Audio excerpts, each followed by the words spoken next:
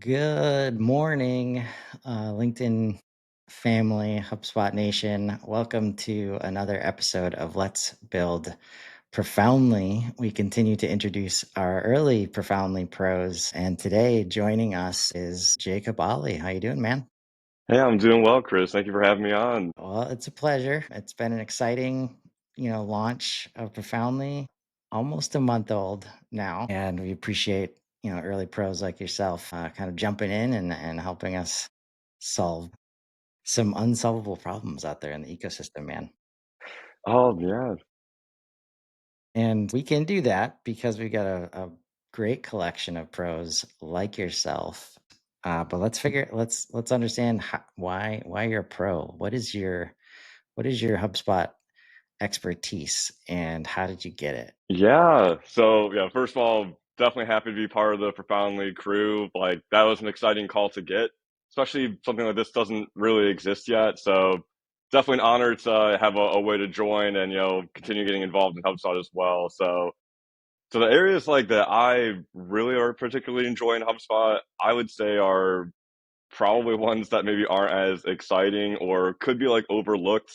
I'm really big, like more on like the operational logistical side of things. So database management, again, not super fun consolidating and deduplicating a database, but I think it's like one of the most important functions that you can have. It's if you don't have good data, that's not going to feed into anything else you're building. You can build the best thing ever, but if you don't actually have the data to support it or the systems and processes, then there's really no point. So I really like kind of getting things in order, identifying gaps. So, that also might be in like a lead intake or lead nurturing process. If there are like points where someone could drop off or where the sales team may not be following up, or if something's sitting in the pipeline for too long, like I really like leveraging HubSpot for kind of those fail safes and just kind of jumping in and making sure that nothing does slip through the cracks there. So yeah, I guess those are kind of like the big areas I do like to focus on. So, sales and marketing alignment, sales enablement.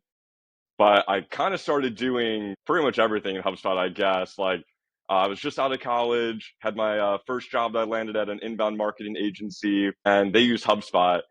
So I think I had done the inbound certification at that point. I had a professor in college who recommended it, but I'd never really been in the tool before, had never really used it. I was just very green and interested in really learning anything I could.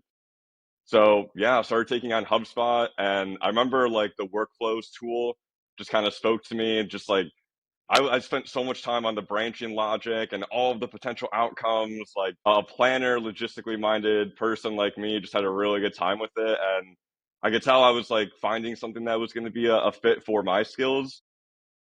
So yeah, just kind of started learning as much about HubSpot as I could, taking on all the tools that we could. We mostly did like sales and marketing hub. But yeah, again, oftentimes working with smaller teams where they were brand new to this, similarly to me, really.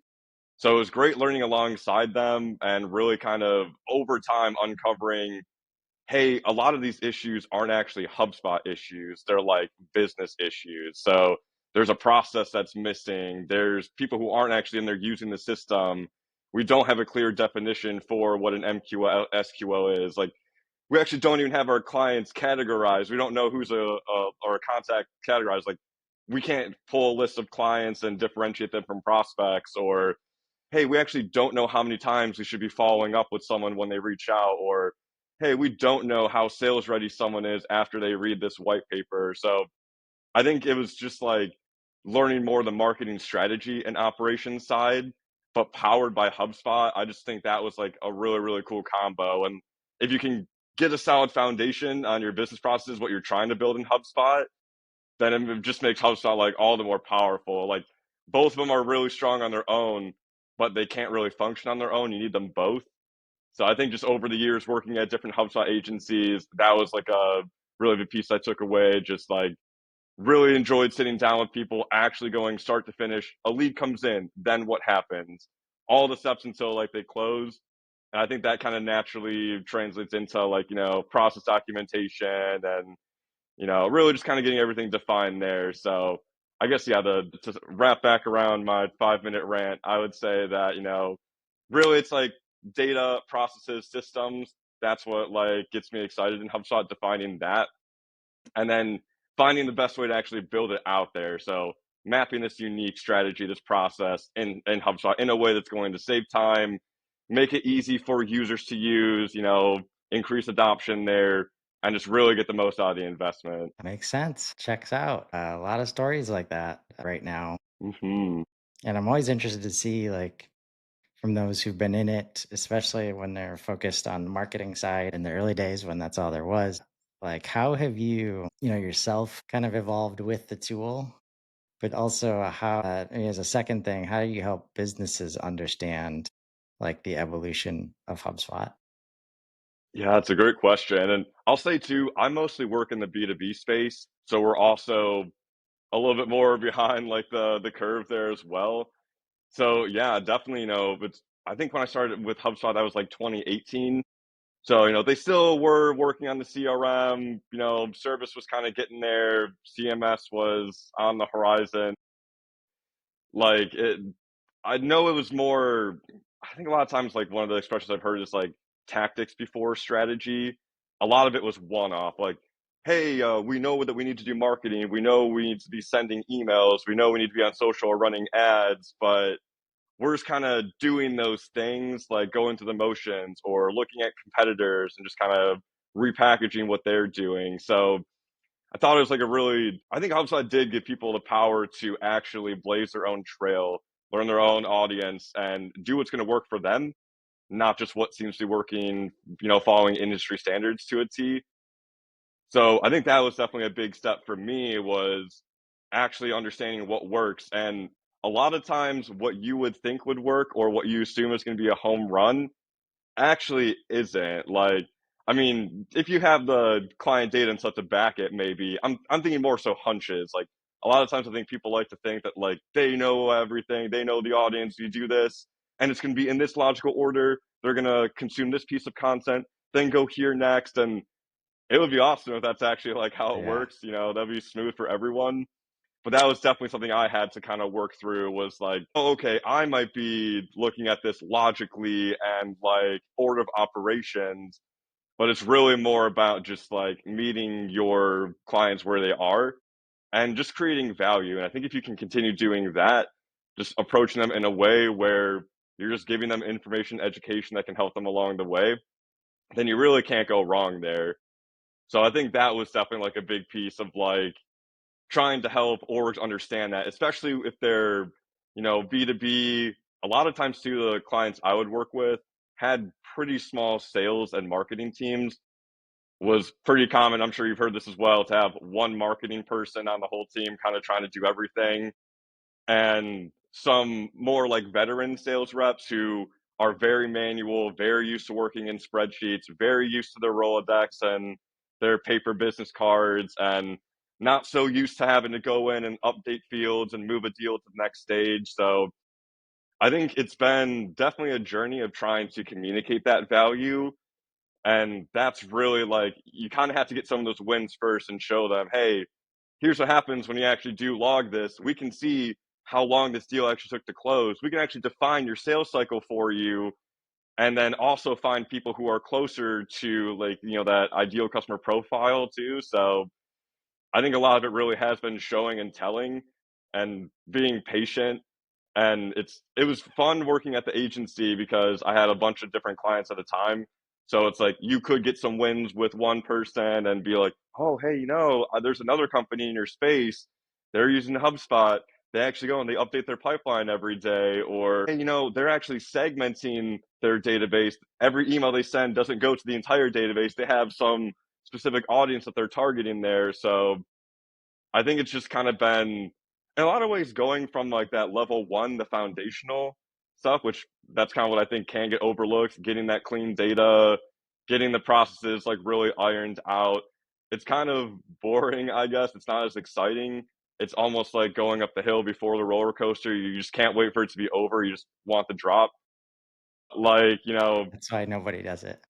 it, that's the thing. That's why I think it's so critical. And honestly, I think it's, when you think about like competitive advantage, like what will set you apart from your competitors, if you're looking at something like a Zoom Info or like, a data enrichment platform like that, anybody who has money can access that and get into that Yes. database. But your database that you own, that only you have access to, that's where you can get an edge. If you can get that to be the best place it can be, all the data points you need for, both your internal operations for that to run smoothly and externally, how you're going to segment them, target them, resonate with them. That's really, I think, where it makes sense to invest time. And it's usually a lot of legwork up at first. It's almost like if you've seen those like videos where there's like an overgrown lawn, the weeds are crazy, like vines growing up the house, all that. You can't even see the sidewalk anymore. Like I've walked in a bunch of databases that look like that, and it is quite a process to get everything looking pretty again. But then the grass continues to grow, right? You still got to trim it, you still got to maintain it, but it's never going to be that same level of like, yeah, backbreaking work, I guess, to get everything up and running again. So I Yeah. think it's like really important to do that legwork because then you shouldn't have to do it again as long as you're kind of keeping track of everything. Right. And I mean, you say it perfectly because I'm definitely on the side of like take like look at all the data you already have.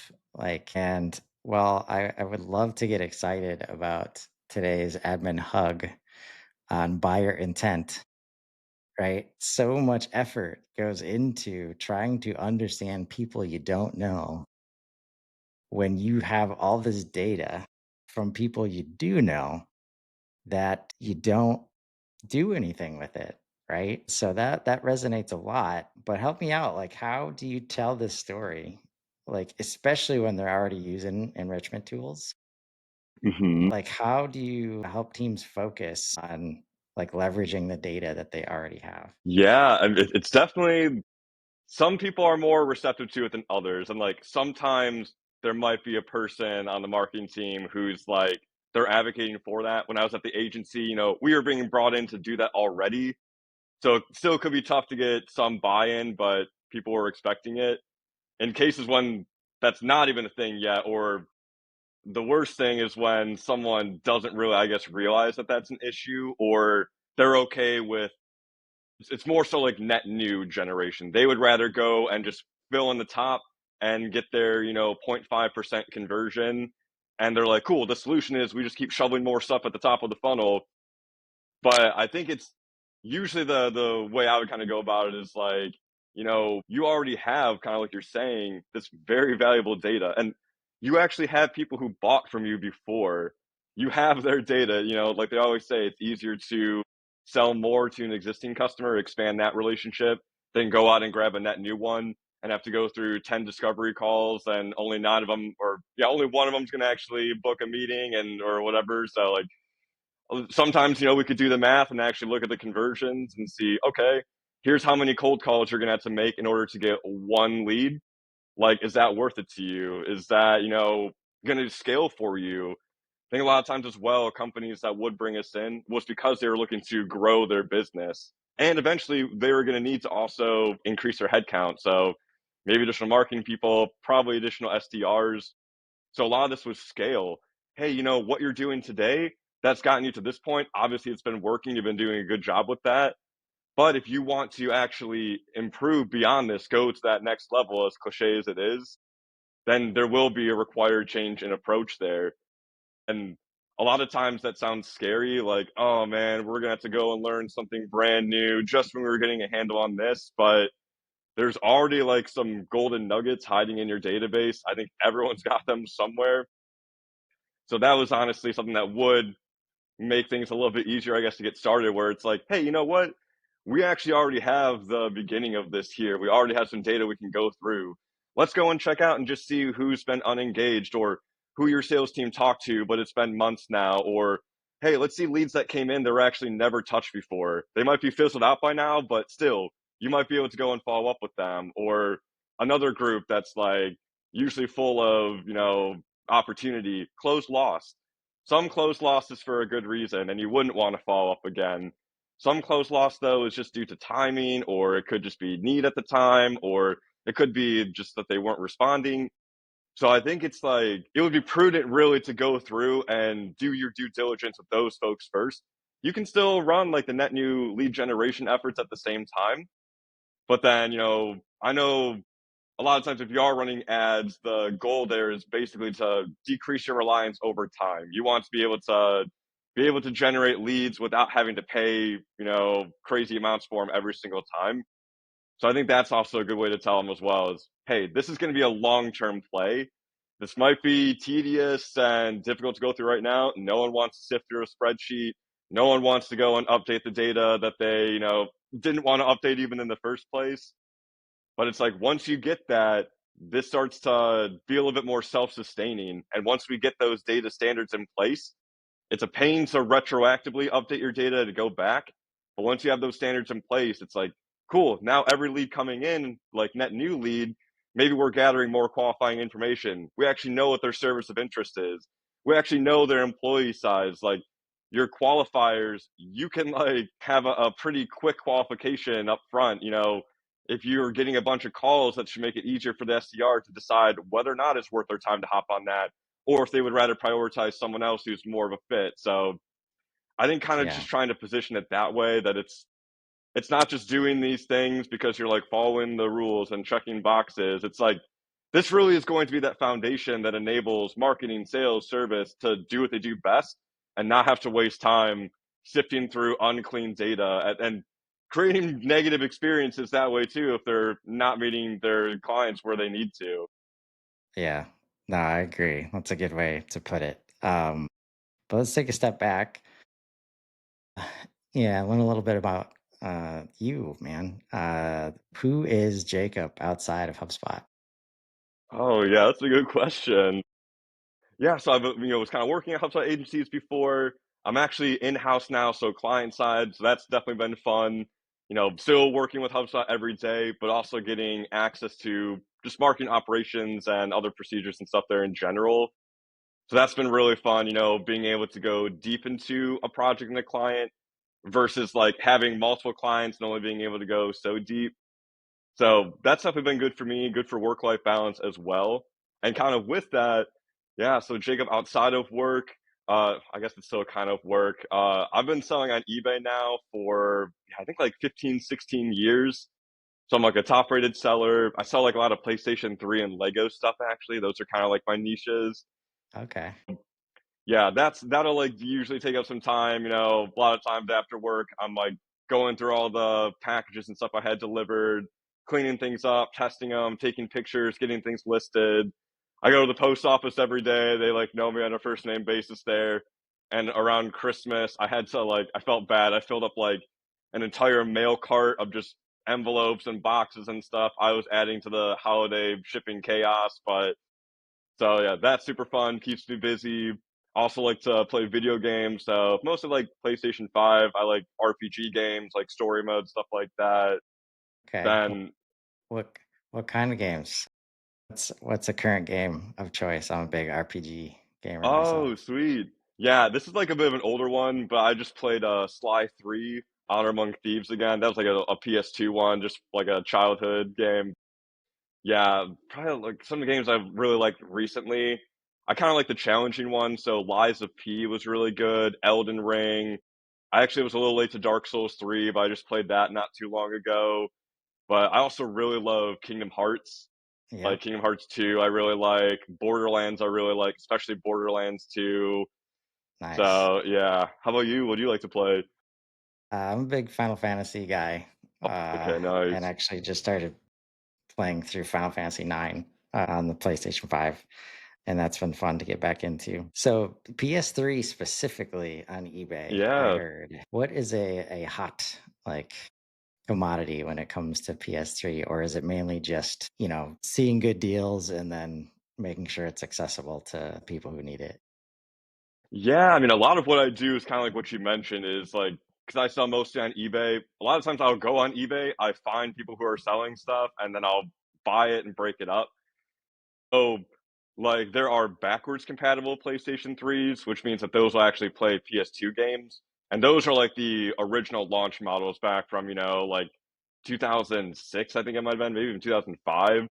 So actually thinking about that now, I'm like, that's like 20 years old. Still finding these in working condition is actually kind of crazy sometimes. So that's like a hot commodity if you can find one in good condition that like still has the warranty seal intact, it's never been opened, all that good stuff. But you believe it or not, like Guitar Hero stuff is like huge and actually has been for a little while now. And I was a big Guitar Hero person back in the day. I think it was like right when I was starting college. I was like, moving into the dorm, kind of thinning out some of the collection. I think I sold a Guitar Hero controller for like over $100, and I was like, it was 2014 at the time, so I'm like, this thing is getting close to 5, 6 years old now. This is an old game. They don't even make it anymore. Why is it so in demand? And yeah, there's actually something called Clone Hero now, where you can like basically play on PC. A lot of times people can like use controllers there, and like it's the USB dongle, like the connector for the guitar. A lot of people like need those because it's a small thing, you lose that over time. So yeah, I sold a lot of those. And then there are definitely like some games too that are a little bit more like collectible if they're like low print. There's Spider-Man games that are like pretty desirable, a lot of people like those. The Deadpool Wolverine movie just came out, so the Deadpool PS3 game that shot up in value again. And then Okay. like video game grading, that's getting a lot bigger too. I've done like a little bit of that, or some sealed games, more like collector stuff like that. So yeah, sometimes there will be like some influencers in the video game space that put out a video about like a rare hidden gem game or something, and then the market flies up there too. So it's been pretty fun. Like I wouldn't have thought that PS3 would have held out for this long, but I think it's still like it still holds up. There's a lot of good quality games on there. It's pretty affordable. I mean, you can get a PS3 for 80, $90 with a couple controllers too. So I think it's like very accessible for the gaming space, which is why I like it. And some of my favorite games ever are on PS3, like The Last of Us, Uncharted, like even some of the God of War games and stuff like that. So yeah, I think Yeah. it definitely still holds up today. It's like a good option if you're looking for something that's also not gonna, take 4 hours to install when you want to play it. That's true. Good stuff, man. And yeah, if you run into Jacob and you're needing help with marketing and sales or just customer experience, I mean, what you just described and the experience you get from running a side business like that on eBay and paying attention to constant supply and demand, like even though you work with B2B, like that's B2C, like straight up.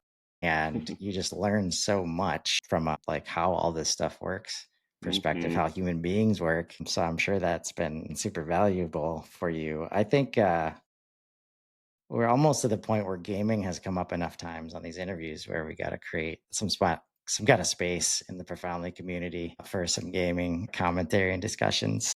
Yeah. But let's look ahead to our kickoff event coming up on March 6th. We have 8 tracks: a HubSpot admin, integration developer, web developer, RevOps, AI slash Breeze, marketer, founder, and solopreneur. Which one of those tracks are you looking forward to the most? Yeah, so I think as a marketing operations manager, naturally, like I gravitate towards the RevOps ops space. So that I'm really excited about. But also, I went to Inbound last year and really enjoyed the HubSpot admin sessions with Kyle. So I might even, yeah, maybe I'll do like, I know there's two options we have. So I might do like an admin for one, ops for the other.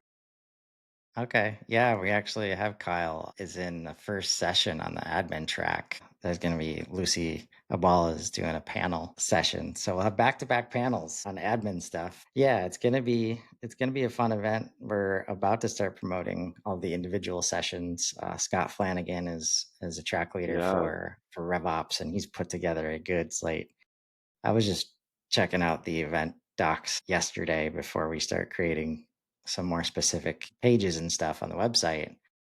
Wow, man, we've got a stacked lineup beyond the track leaders. The track leaders have really done a great job of bringing the big guns from the Yeah, I ecosystem. believe it. The tough part is that there's 8 tracks and you have to decide which one you want to see live. They will be recorded and available after the event. And all you got to do is join the community. And with that, there's going to be live conversation. We're kind of treating the Slack community, the Slack Profoundly community, as like the lobby or the Yeah. discussion area for as the event goes on. So really exciting. and appreciate you sharing which track you're looking forward to. It's been awesome, man. It's been awesome getting to meet you and Yeah, learning more likewise. about you. If anybody out there wants to be a pro, profoundly pro like Jacob, head over to profound.ly and click on the Give HubSpot Help button, which is right next to the Get HubSpot Help button. Seems pretty straightforward, yeah. Sign up to be a pro, and also check out the event. Big old CTA on the homepage right now. Easy to register for kickoff. It's free and it's on March 6th. So we hope to see everybody there. In the meantime, thanks so much, Jacob. It's great to have you today. Absolutely, yeah. Thank you, Chris. Thank you for listening to me just go on and on. But definitely looking forward to the kickoff event. I think it's super exciting that just like the concentration of talent and expertise is awesome. This is like going to be the best group to learn from. And I'm glad that, we've gotten to kind of define what we want to see and then actually see it from the people who do it best. So definitely looking forward to the event, and yeah, gonna keep sending out some proposals and excited to keep moving with Profoundly here. So should be a good time. Awesome. Well, I appreciate you, man. And for everybody else, until tomorrow morning, have an awesome Tuesday. Thanks, everybody. Have a good one.